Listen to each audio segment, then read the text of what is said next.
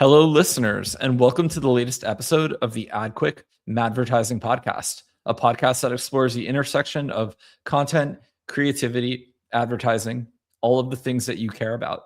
Today, we have two special guests. We have Onur and Okan Has. Onur is the co-founder and creative director of Has Media. Okan is his brother. And what started as two brothers with an iPhone helping creators grow has evolved into a full stack marketing agency that helps entrepreneurs and brands build content engines, sales funnels, CRM systems, and marketing ops designed to turn attention into revenue. These guys focus on something I think some marketers overlook. Everyone's talking about ads and algos and technology, but these guys talk about narrative, personal brand, speed of execution. I love that. They're clearly focused on doing the work and not buzzwords.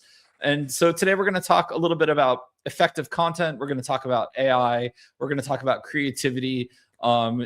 These guys are great media guys, so they're going to have awesome thoughts for us. Welcome to the show.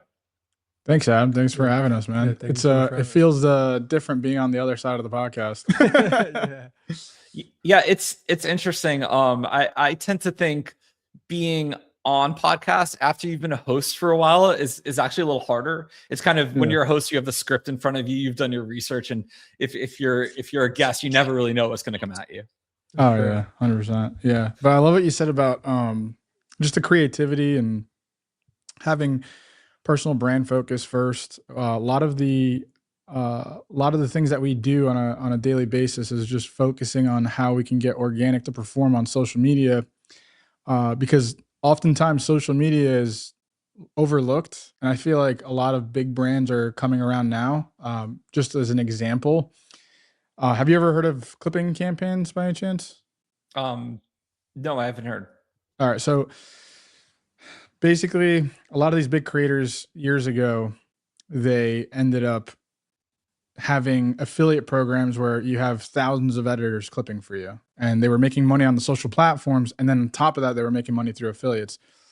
When we started like 5 years ago, a lot of businesses would respond to us with, oh, like that TikTok dance stuff. Like, yeah, we don't want to be on that platform. And now, cut to 4 or 5 years later, you see big companies like Call of Duty, Nike, you name the brand, they're having massive campaign brands of trying to get that algorithm flooded with their content. They're paying anywhere between $30,000, $40,000, $50,000 a campaign. So I think people are starting to understand that attention is here, and now it's how do we capture that attention, and that's basically what we focus on. Awesome. And yeah, I had a previous guest who runs a tech agency that helps make like fast videos, and he was telling me stories about how TikTok creators with 5,000 followers were selling like $250,000 in products for brands. And it's sort of, as you said, companies have realized that there's real revenue here, that it's kind of a different model than the influencer model. People are creating for the algo, they're creating to share about products, and it's not necessarily about them just cultivating a personality. They're actually almost a small sales force for companies. Yeah, absolutely. And I would say to go off that as well, like, I think to go off what Onur was saying, 4 or 5 years ago, I think people like slowly started maybe understanding the importance of having a digital presence. And I think these bigger companies or these mid-sized companies, they're getting into like advertising, like how do I do advertising on Meta? How do I, do Google ads properly? But I think with that, they completely missed the mark with how these platforms actually work and how they were actually designed, right? The way that they were designed originally is how to create content organically, right? This is like the primary thing. And then how does the audience organically respond to what it is that you're creating, right? So what type of signals are you actually getting from the audience within your industry and the distribution channels that you're posting on? And then taking those winners and then doubling down on those winners and then running those advertisements, right? a lot of times I think where these companies go wrong is that they go straight into the advertising because they think that, you know, oh, I need this, right? Or you know, my competitor's doing this, so I need to jump into this. And then they're just throwing a bunch of money at advertising, straight, you know, ad dollars, but they don't really know what's actually capturing the attention, and they're fighting for that top 3%, right? Like buy my product now or buy my service now. And there's no story related to it. There's no connection with the audience hasn't been built up yet. So when I first see you for the first time on an advertisement, I don't know what your brand is about. I don't know anything about you, and you targeted me. It's a complete turnoff. But if I followed you through a story, through organic posting, and I followed you for the last 3 years, and I fell in love with what it is that you stand for, or the personal brand associated, or just the brand in general, I'm way more likely to be invested into what it is that you're selling. So 100%. You know, the notion of building permission with your audience to be able to sell to them is hugely underrated. So let's take a step back, because I think it's important to have a little context into you guys and what you do. You describe Haas Media as full stack marketing, and you sort of started to get into this by talking about building permission with users. But a lot of agencies say they're full service, but you guys are full stack. Do you want to share like what the difference is between those two, and basically what you do for a business when they come in and they say, "Hey, I need help with our marketing"? Yeah, actually, we actually did just recently update the website not too long ago. It's actually, we kind of veered away from the full stack as we started to grow. We focused more on what allowed us to grow since the start, and that's really just focusing on personal branding, right? So like CEOs, experts, entrepreneurs, business owners, people that are actually have been in the game and aren't just talking about it, but they're, you know, also have created something. They have some actual proof to back up what they have been doing and their skills and their expertise. Maybe they have a large team. And we really believe that showcasing the face of, like, so let's say you're the face of your brand, right? Really trying to push that as much as possible, and gaining trust with the audience. So mass distribution of, let's say, for a good example is like Kevin O'Leary, right? Like Shark Tank guy, you see him everywhere. His face is everywhere, right? And then when he has a business or a company associated to his name, you know, automatically there's trust and authority, like automatically there, right? So essentially it's like the same concept. We try to create that omnipresence with our clients, build that trust, and then later on, once they try doing the retargeting, there's so much trust that's been built already that you know, the conversions are way higher, rather than just trying to be just a business with no actual face associated to the business. So that's kind of like our way we started. And then we also work with, you know, mid to large size businesses as well, where they have a mixture of faces associated, and we really dial in the messaging and distribution. I would say, like, going back to the full stack thing that you were mentioning. So we started full stack maybe a few years ago because we're like, okay, we want to make way more revenue with like advertising and doing CRMs for different companies, different industries. We still do a lot of that stuff. It's just more targeted towards organic first, and then creating lead generation through that. So we always approach founders or businesses and say, okay, like, where is your socials at?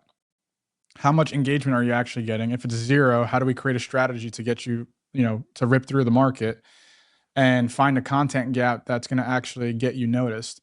Because the minute you start to get noticed and we can create repeatable formats over time, now we can talk about advertising. Now we can talk about lead gen and CRM and building out whatever we need to build out. The difference between us and your average videographer, or even just high paid media team, is that we look for results, right? So whether you get your results in 2 months, a month, 3 months, 6 months, whatever the timeline is, the whole goal is creating the messaging around your organic content to get noticed by the customers that you're looking for.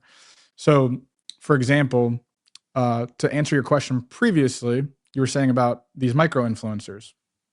And a lot of people think that you need millions of followers to get millions of dollars. And if you do it right, you can, right? But majority of these creators that we speak to that are in the millions of followers, like a lot of the time they haven't even made a single dollar through a transaction. It's more getting paid by the platforms. But as these platforms are growing more and more, and I think there's like 1 billion posts going out every single day now on across all social platforms. So the more competition that you bring to the platforms, the harder it's going to get to actually monetize. I think, a lot of creators I was talking to, I mean, Snapchat was paying out millions of dollars on Spotlight. Then you had Facebook paying out, tens of thousands of dollars.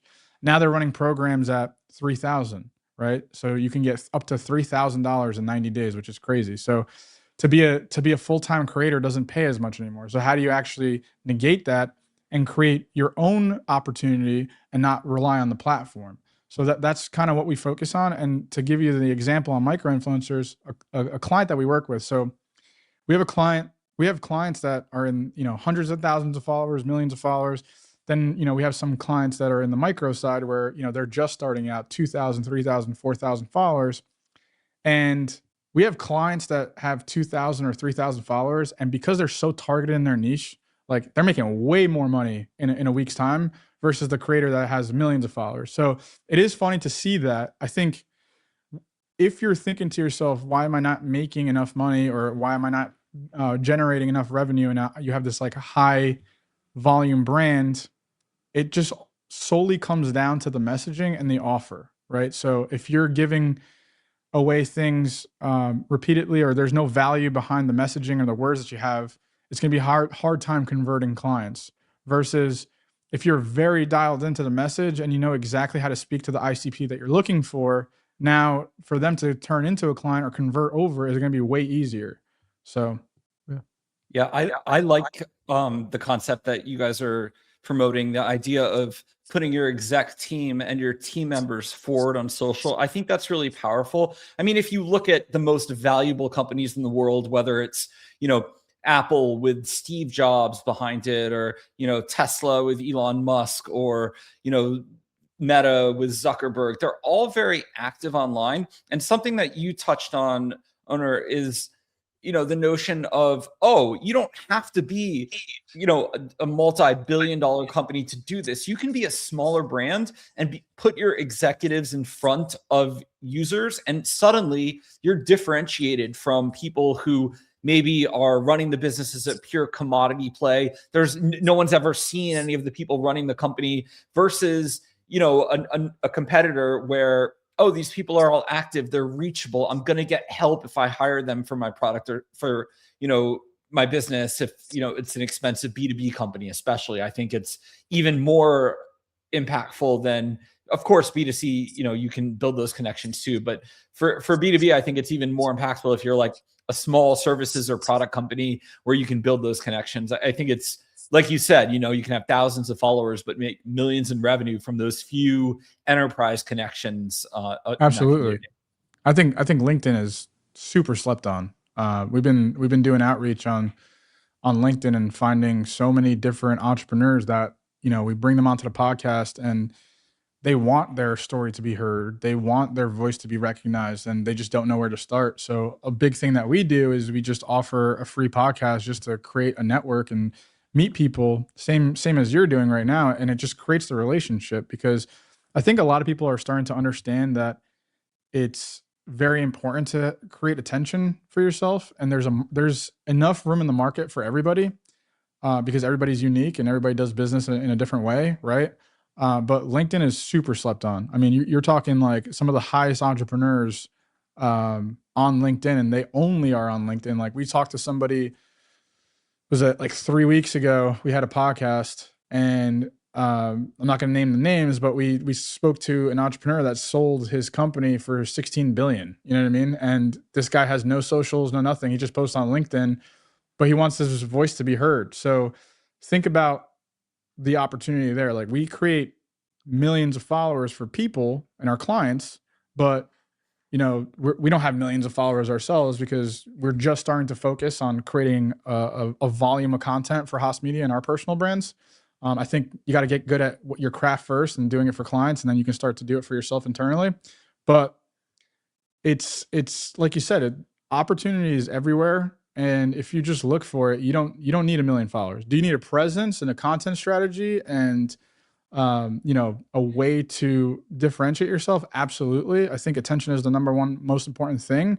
But there, like I'll say it again, there's opportunity everywhere, and there's no excuse not to create revenue for yourself anymore. Yeah, and I also think it shows that you care, right? Because there's so many easy things you could do in marketing, but actually, to your point about doing video, it is a hard thing, right? And it's signaling to the market that, hey, I care enough to talk about the subject. I'm not just here to sell to you. Like, I care about the industry, I care about the product, I care about our team. And so I think it's very good signaling. Yeah, 100%. And did you say? Oh, I think it's more important today that founders kind of get into the spotlight of creating content on a daily basis. People want to know who's running the company. I think a lot of founder-led content, like the day-to-day, seeing what they do, is huge. Talking head videos are great, but I think we want to see where the company is going. Like, I think in today's market, I'd buy from a founder that is showing his process and how he's building and what he's doing to build his business, and I'm bought into that story, versus like, hey, I'm a big conglomerate and I've already have billions of dollars, so just buy from me, right? So I think in the next decade, when these companies start to realize, oh snap, like we got to be on social media, they're gonna have a hard time transitioning and trying to adapt to the market. Like, they need to start now. Like today, like you need to start posting content. If you suck and you're not that good, it's just going to come with time and just experience, right? So yeah, everything is reps. You have to put in reps, and it's not easy, and you just get better, a certain percent at a time. So I got to ask you guys a question I talked to all my guests about, because everyone has different thoughts, and they're all really interesting. So AI has obviously made all kinds of content easier, faster to produce, whether it's, there's now AI tools to make talking head videos of yourself. You can make product demos with AI. You can make ads with AI. I'm curious how you are thinking about AI at your company. Is there a thoughtful way to adopt it? Are you anti-AI? Where do you guys sit on the spectrum, and what are you using the tools for today? Yeah, we're definitely not anti-AI. I think we're using all the LLMs pretty much all day, every day. What we use it for is I would say, like right now we're trying to streamline our process a little bit better, and communication, as like on the leadership team side. So having, file organization, having a place to like report data, and having a centralized place where we have data essentially. And then, let's say it's 3 people in charge of a certain project. When all 3 of us have a source to come back to and plug our LLMs into and be like, okay, this is where we're at this part of the project.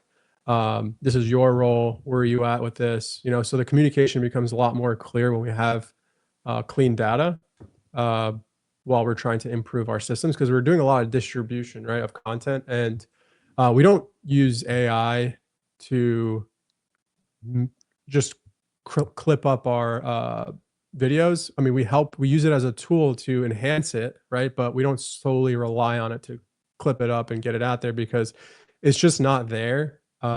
It's not there yet with how we want it to produce. Like we really study like, okay, what's causing this video to catch someone's attention in the first 3 seconds, and how many different ways can we repurpose this, and does the music align with what it is that the messaging is, and just repurposing content consistently and then distributing as much as just on volume, right? So there's obviously a process to this, and we use, just one case, we use AI to sort of figure out where all those leaking holes are in the bucket, I guess, and then try to figure out like, okay, what can we patch up? what can we enhance? Are we backlogged for this client? How much are we backlogged for this client? Okay, cool. Like how many edits did we get out here, right? So just kind of optimizing our operations we're using right now, for sure. Yeah, I would say too as well. Like, it's not. There's so many people on the AI category of content that are telling you that editors are dead and marketing companies are dead and creative companies are dead and what you name it, right? They say it for every single industry. That's just a good 3-second hook, right? I think it's not where it needs to be to take full creative control of the process that you have. I think maybe one day we'll get there, but I don't think we're even close to it yet. We've tested multiple AI platforms, companies, softwares to see if we can maximize volume of content. And yes, you can, but is the messaging right?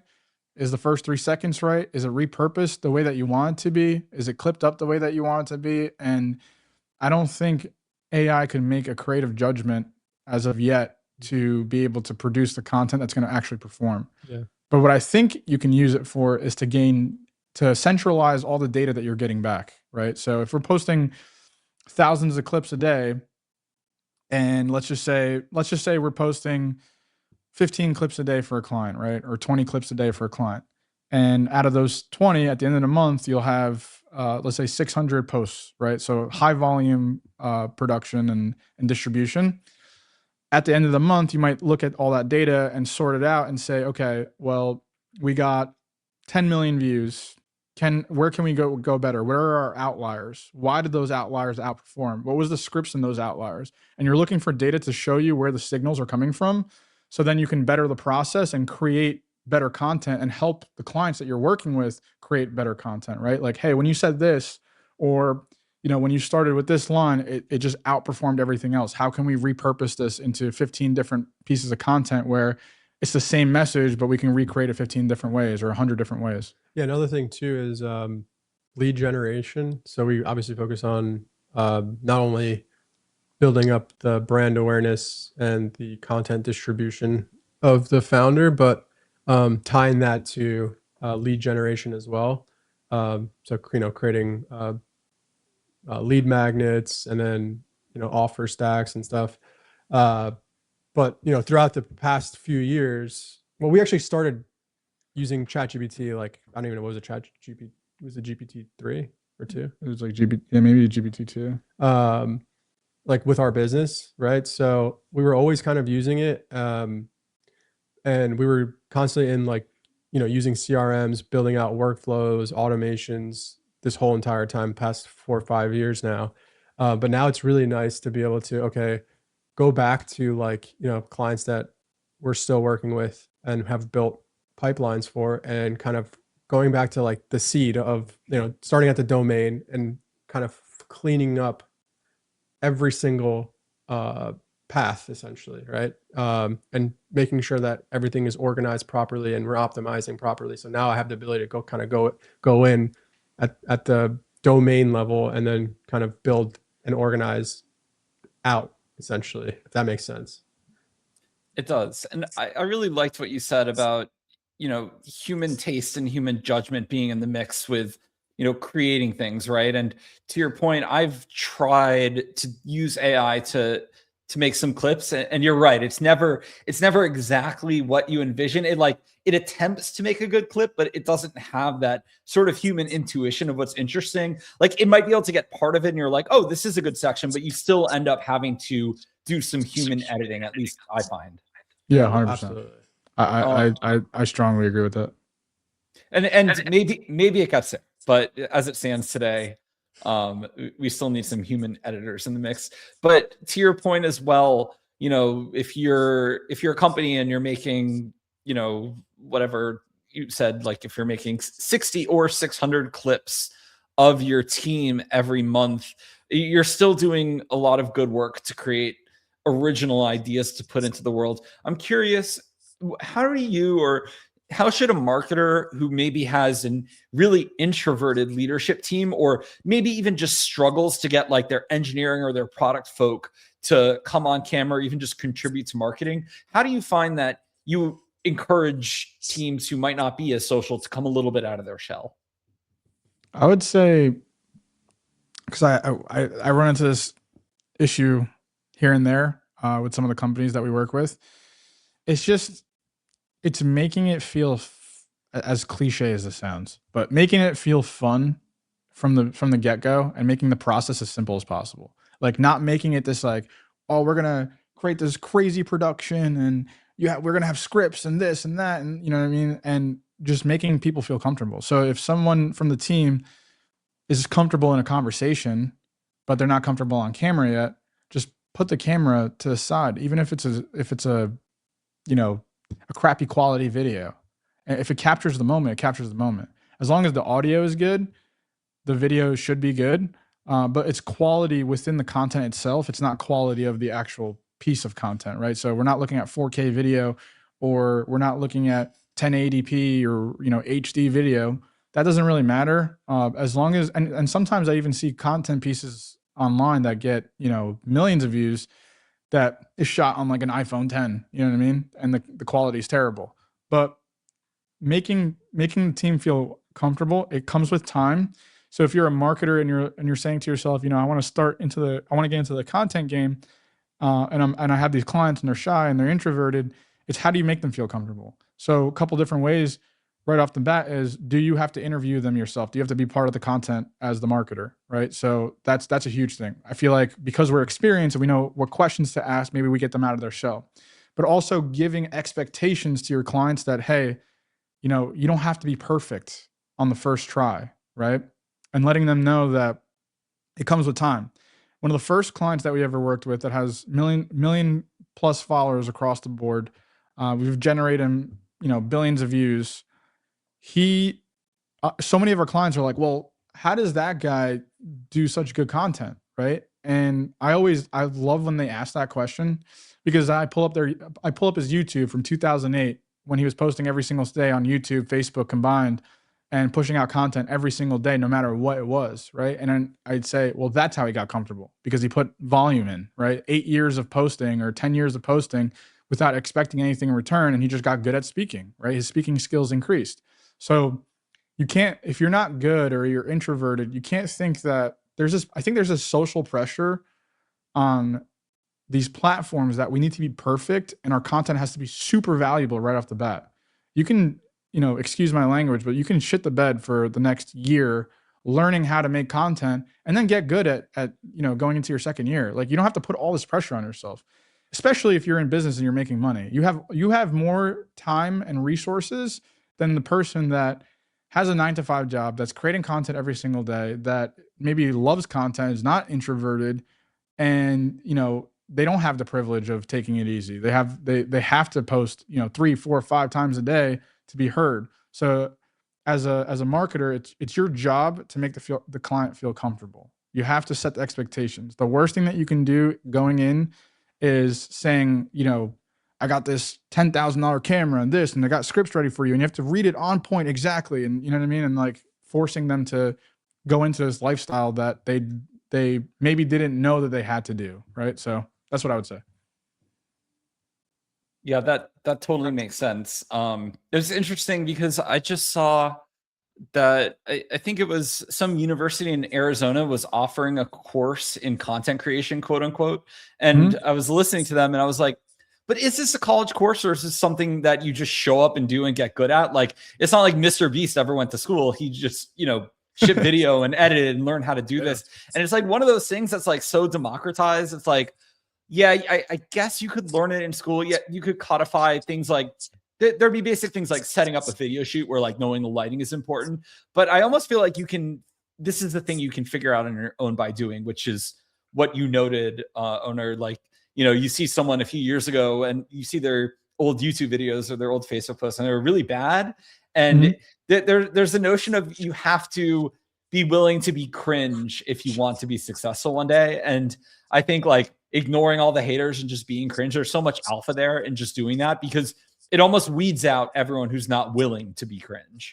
We always say with every single client, because we know our content is working when the trolls come into the comments. So if you're getting trolls on day one, that means you're doing enough and you have a strong opinion on something that creates that reaction. So if we're getting that reaction from day one or month 3, that means we're going in the right direction. When we first started our first client, going back to our first client, there was people ripping him apart in the comments.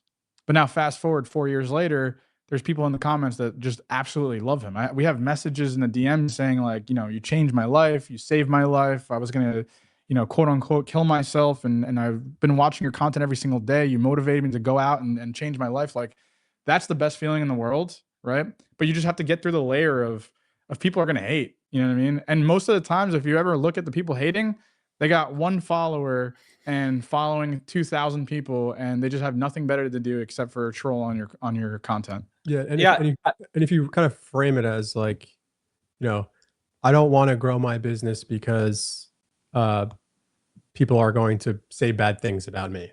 Like, if you kind of frame it like that and say it like that, it kind of sounds ridiculous.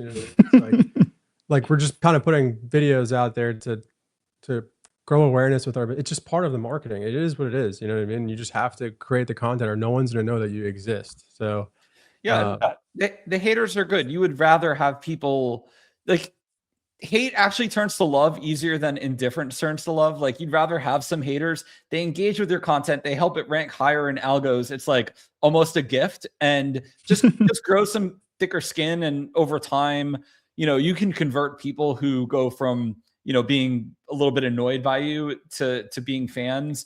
But people who just ignore you and don't even know you exist, you don't even have the opportunity to do that. So it's true. I try and hug my haters. And I would say even too, like, to go off that, we always go by a rule, and there's a stat. Don't quote me on the percentage, but it's very high. I think it's either high 90s or low 90s. But it's like 90% of people that start a YouTube channel can't get past the 10th video. So if you're going to stop because of the haters, but then you look at everybody that's successful, it's like, look how many videos that they put out, right? Like, if you look at Mr. Beast's page, the guy's putting out a video every couple of days, like long form wise, right? Yeah.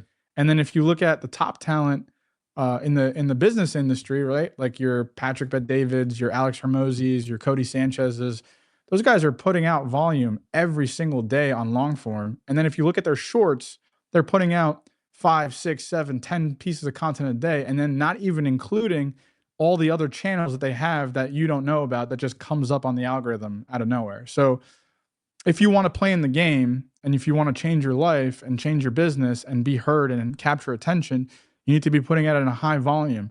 And guess what? At the end of the day, while those people are writing and trolling your stuff and trolling your content and saying that you suck or saying that you don't know what you're talking about, in a year's time or 2 years' time, when you're really good at content, you'll be making way more money, creating more opportunity, creating more success for yourself than they ever will. So who are you going to listen to? Yeah. Well, guys, it's been really interesting talking to you. Do you want to, let's end with another question I ask most of my guests is, what advice would you give for young marketing and media pros entering our sector today? They're just starting their career. They're out of college. What would you tell them going into this, AI driven world? I would say,